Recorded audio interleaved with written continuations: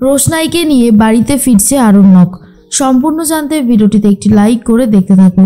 গল্পের শুরুতেই দেখা যায় রোশনাই বলে, স্যারজি বাইরের আবহাওয়াটা এখন অনেক ভালো হয়েছে, চলুন আমরা এই সময় বেরিয়ে যাই, না হলে কিন্তু অনেকটা দেরি হয়ে যাবে।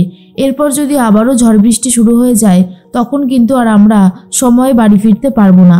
আরণ্যক তখন বলে, আচ্ছা রোশনাই, তোমার এত তাড়াহুড়ো কেন বলো তো? আরে বাবা, আমি তো আছি নাকি, তোমাকে এত তাড়াহুড়ো করতে হবে না, তোমাকে আমি ঠিক বাড়ি পৌঁছে দেব। এর মধ্যেই রোশনাই বলে, সে তো আমি জানি যে আপনি আর আমি দুজনেই এক বাড়িতে যাব আর পৌঁছেও যাব, কিন্তু পৌঁছে যাওয়ার পরে বাড়িতে কি হুলস্থুলি কাণ্ড পড়বে বুঝতে পারছেন আপনি? সেটা অনেক রকমের ঝামেলা শুরু হয়ে যাবে। আমার তো এটাই ভালো লাগছে না যে কি করব, কি বলবো সবাই যখন প্রশ্নগুলো জিজ্ঞেস করবে। আরণ্যক বলে, তুমি এটাই বলবে যে তুমি দাঁড়িয়েছিলে, বৃষ্টি পড়ছিল তাই একটা জায়গায় দাঁড়িয়েছিলে, ব্যাস তাহলেই হয়ে যায়। দেখো ওরা দুজনা মানে গরিমা আর বিশেষ করে মেম সাহেব, ওরা দুজনা কিছু বিশ্বাস করুক বা না করুক, তোমার যেটা বলার কথা তুমি বলবে, তারপরে আমি দেখে নেব। এর মধ্যেই রোশনাই বলে, কিন্তু আমরা তো সত্যি অন্যায় করছি স্যারজি, এটা কি ঠিক হচ্ছে? তখন আরণ্যক বলে, কোনটা ভুল করছি? দেখো আমি চেয়েছিলাম এইবারের জন্মদিনটা আমি তোমার সাথে সেলিব্রেট করি, সেলিব্রেট করতে এসে এরকম বৃষ্টির মুখে পড়বো সেটা কি করে বুঝতে পারবো বলো? সেটা তো আমাদের কারোরই বোঝার কথা ছিল না। সেই জন্যই বলছি তুমি এসব নিয়ে আর ভেবো না, যা হচ্ছে সেটাই মেনে নাও। এর মধ্যেই বৃষ্টিটাও কমে গেছে। আরণ্যক গাড়ির কাছে চলে যায়, গাড়িটা সারাতে শুরু করে। গাড়িটা সারাতে গিয়ে আরণ্যকের হাতে একটু ব্যথা লাগে। আর তখনই রোশনাই বলে, কি হলো স্যারজি, আপনি ঠিক আছেন তো? আরণ্যক বলে, আমি একদম ঠিক আছি, আমাকে নিয়ে এত ভেবো না, এইটুকু ব্যথা আমি সামলে নিতে পারবো, এর থেকেও অনেক বড় ব্যথা আমার জীবনে রয়েছে। এরপর রোশনাই বলে, চলুন আমরা এবারে বেরিয়ে পড়ি, না হলে আরও বেশি লেট হয়ে যাবে, আর একবার যদি লেট হয়ে যায় তাহলে বাড়ি গিয়ে আমাদেরকে আরোই কথা শুনতে হবে। এরপরেই আরণ্যক আর রোশনাই গাড়িতে করে বেরিয়ে পড়ছে বাড়ি যাবার উদ্দেশ্যে। আর এর মধ্যেই 12টাও বেজে গেছে। গরিমা তখন বলে, নাও এবার তোমরা হ্যাপি বার্থডে বলো। কাকে বলবে হ্যাপি বার্থডে? কাউকে বলার মতো নেই, কারণ যার জন্মদিন সেই বাড়িতে ফেরেনি। আচ্ছা আরণ্যক কোথায় গেছে বলে তোমাদের মনে হয়? আমার কিন্তু এটাই মনে হচ্ছে যে ও রোশনাইয়ের সাথে অন্য একটা জায়গায় গেছে, সেখানে আজকে সারা রাত ওরা ফুর্তি করবে আর কাল সকালবেলায় ফিরে আসবে, ফিরে এসে বলবে বৃষ্টির দোহাই দেবে, এছাড়া আর কিচ্ছু হবে না। তখনই আরণ্যকের মা বলে, গরিমা ছেলেটার তো কোনো বিপদও হতে পারে, তুমি এরকম করে ভেবো না, একটু শান্ত হও। কিন্তু গরিমা কোনোভাবেই শান্ত হতে পারে না আর বলে, আমার পক্ষে শান্ত হওয়া সম্ভব নয়, আমি কিছুতেই শান্ত হতে পারছি না, শুধু এটুকুই ভাবছি কি করে আরণ্যক আমার সাথে এত বড় অন্যায়টা করতে পারলো। আমি ভাবতেই পারছি না যে ও আমার সাথে এত বড় অন্যায় করছে। এর মধ্যেই মনে মনে একটা কথাই ভাবছিল রোশনাই, যত তাড়াতাড়ি হোক বাড়িতে ফিরে যাওয়াটা দরকার। বাড়িতে গেলে অনেক প্রশ্নের সম্মুখীন হতে হবে, হয়তো অনেক রকমের ধারণাও সবাই মনের মধ্যে করে নিয়েছে। তার মধ্যে আরণ্যক বলে, তারপর রোশনাই আজকের দিনটা কেমন কাটলো বললে না তো? রোশনাই বলে, কেমন আবার কাটবে, ভালোই কেটেছে, খারাপ কাটার তো কোনো কথাই নেই, তাই না? তখনই রোশনাই বলে, স্যারজি আপনার কেমন কেটেছে? আরণ্যক বলে, আমার তো এই জন্মদিনটা আমার জীবনের বেস্ট জন্মদিন বলেই বারবার মনে হচ্ছে। আমি শুধু এটুকুই চেয়েছিলাম যাতে তোমার সাথে একটা কোয়ালিটি টাইম স্পেন্ড করতে পারি, আর সেই ইচ্ছেটা আমার পূরণ হয়ে গেছে, ব্যাস আমার আর কি চাই, আমি এখন অনেক খুশি। তখনই রোশনাই বলে, স্যারজি এবার আমাকে যেতে দেবেন তো?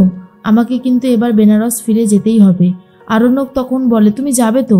আর আমি সেই ব্যবস্থাও করে দেব, যত তাড়াতাড়ি সম্ভব আমি তোমাকে ব্যবস্থা করে দেব। এবার তুমি হ্যাপি তো?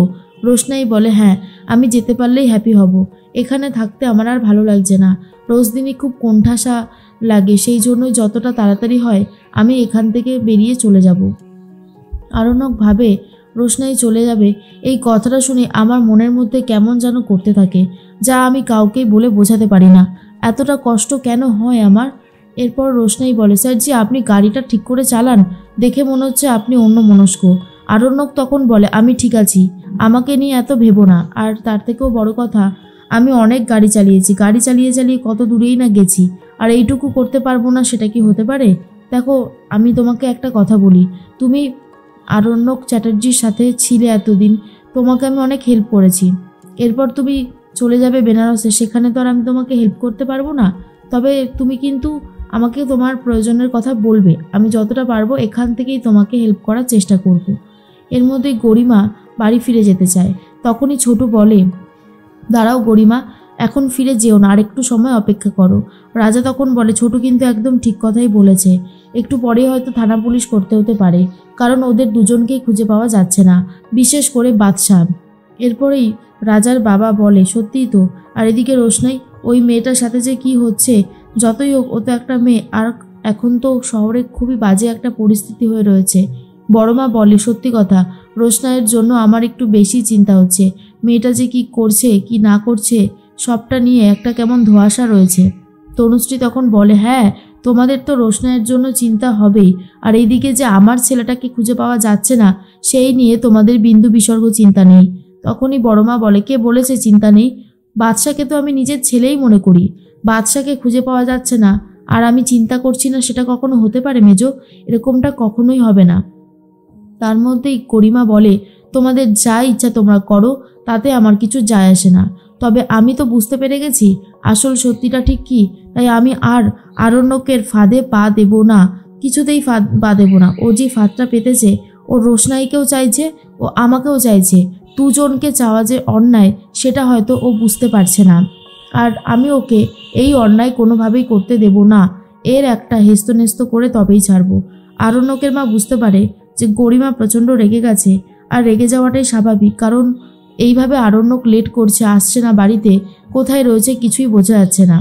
আরণ্যক বলে, রোশনাই, তুমি কি এবার এখানে নেমে যাবে নাকি? এটা হয় না রোশনাই। রোশনাই তখন বলে, কেন হয় না স্যারজি? আমি এখানে থাকতে পারবো না, অসম্ভব।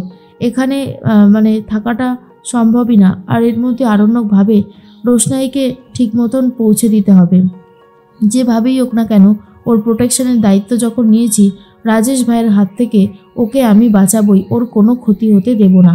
তার মধ্যে আরণ্যকের কথা ভাবতে ভাবতে গরিমা বলে, আমার এটাই জীবনে ভুল হয়েছিল, আরণ্যককে বেনারসে নিয়ে যাওয়া একদমই ঠিক হয়নি। আজকে যদি আমি ওকে বেনারস না নিয়ে যেতাম তাহলে হয়তো এই দিনটা দেখতে হতো না, ভুলটা হয়তো আমারই হয়েছে। তার মধ্যেই বড়মা বলে, গরিমা, তোমার অস্থিরতার কারণটা আমরা বুঝতে পারছি, কিন্তু আরেকটু সময় অপেক্ষা করে যাও। বাদশা চলে আসলে তারপর না হয় যেও, কিন্তু গরিমার হাতে অপেক্ষা করার মতন সময় নেই। গরিমা তখন বলে, বাইরে ঝড় বৃষ্টি কমে গেছে, আর এখনও যদি আরণ্যক না আসে তাহলে তো বুঝে নিতেই হবে ও আর রোশনাই একটা আলাদা জায়গায় গেছে নিজেদের মতো করে কাটানোর জন্য, তাই আমি আর এই বাড়িতে থাকবো না।